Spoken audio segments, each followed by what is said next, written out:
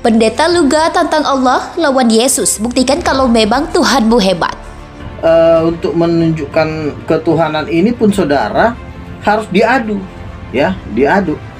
Saya memakai di dalam nama Yesus dan para ustadz memakai di dalam nama Tuhan Allah, nama Yesus. Dan saya sudah buktikan ternyata, ya, kita jangan cuma teori saudara, jangan cuma ngomong, buktikan kalau memang Tuhanmu hebat. Saya besok bawa orang kerasukan setan, ya, saya besok bawa orang kerasukan setan, dan ternyata, dan sudah saya buktikan, dan memang ternyata Allah Subhanahu wa Ta'ala bukan Tuhan. Kenapa? Karena setan king dalam nama Yesus. Si Abi langsung ketakutan, ya. Kecuali saya kalah waktu fight, karena si Abi pun membawa nama Allah Subhanahu wa Ta'ala. Dia orang Islam, dia jebol pesantren dari Banten. Saya hantam dalam nama Yesus dan ternyata budubrak, dia ketakutan. Berarti Allah Subhanahu wa Ta'ala bukan Tuhan. Saya memperdengarkan puisi itu kepada kami, lalu kami amati dari kalimat-kalimatnya. Sebelum kita menjelaskan kalimat puisi tersebut, di situ ada hukum yang dijelaskan oleh ulama tentang hukum riddah, hukumnya orang yang murtad.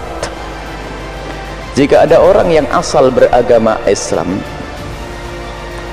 kemudian menodai dengan cara merendahkan atau mencaci Allah, Rasulnya dan agama, maka hukumnya adalah murtad. Mencaci Allah, Rasul dan agama, termasuk simbol-simbol agama, sholat, azan dan sebagainya, maka hukumnya adalah murtad. Bicara tentang kemurtadan, murtad ada dua model. Murtad biasa, ada murtad biasa, itu artinya apa? Ya dia hukumnya murtad, hilang imannya, di neraka selama-lamanya.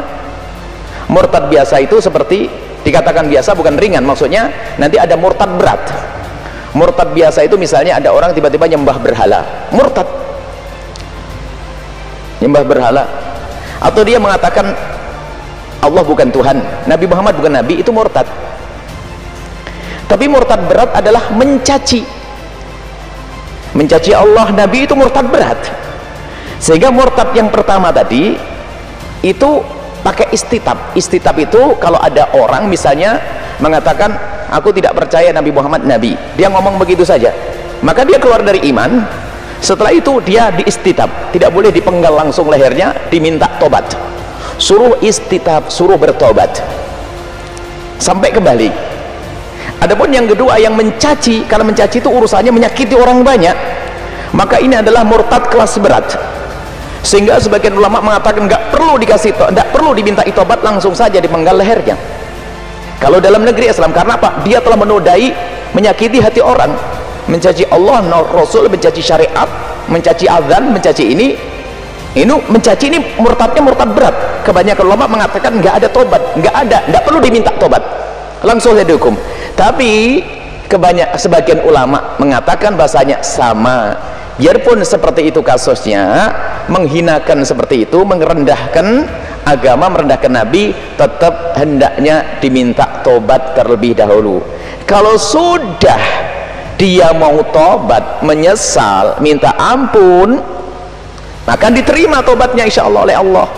Beristighfar banyak, bersyahadat. Cuman untuk jenis yang kedua ini, karena dia mencaci tadi, mencaci agama, biarpun sudah tobat dan insya Allah dimaafkan oleh Allah, tapi ditakzir di dunia biar orang lain. Kalau yang pertama nggak ada takzir, sudah tobat. Misalnya orang yang tiba-tiba mengatakan Nabi Muhammad bukan Nabi, lalu dinasehati kok tobat, nggak pakai takzir lagi, nggak pakai hukuman lagi. Tapi jenis yang mencaci, jenis yang mengolok Nabi, mengolok Allah, mengolok syiar agama, biarpun sudah tobat, tapi tetap harus dihukum agar orang lain tidak ikut-ikutan. Ada takzir setelah itu. Cuman takzirnya bukan dipenggal lehernya, apakah dicambuk 100 kali di alun-alun, atau mungkin dimasukkan penjara. Takzirnya seperti itu. Jadi itu penghina agama, itu berat hukumannya bagi seorang muslim. Kalau bagi orang non muslim juga ada hukumannya. Kita bicara di wilayah kaum muslimin saja.